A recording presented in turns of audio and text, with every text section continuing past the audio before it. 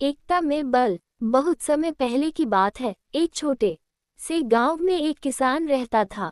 उसके 4 बेटे थे जो हमेशा आपस में लड़ते रहते थे। किसान ने कई बार उन्हें समझाने की कोशिश की कि आपस में मिलकर रहो, लेकिन वे उसकी बातों पर ध्यान नहीं देते थे। एक दिन किसान ने सोचा कि अब उन्हें एक सबक सिखाना ही पड़ेगा। एक दिन किसान ने अपने चारों बेटों को बुलाया और उन्हें कुछ लकड़ियों का एक बंडल दिखाया।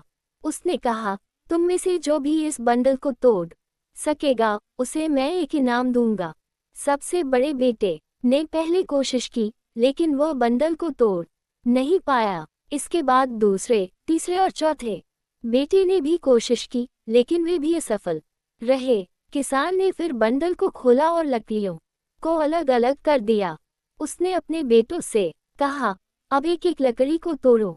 इस बार चारों बेटों ने आसानी से लकड़ियों को तोड़ दिया।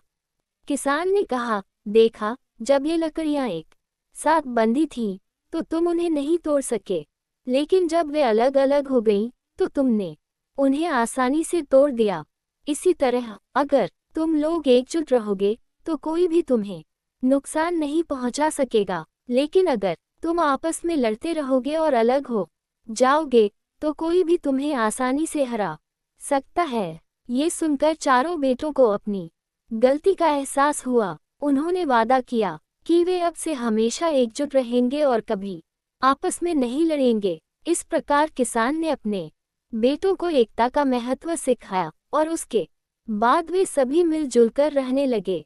गांव में भी उनकी एकता की मिसाल दी जाने लगी और सभी ने उनसे बहुत कुछ सीखा। कहानी से शिक्षा, एकता में बल होता है। अगर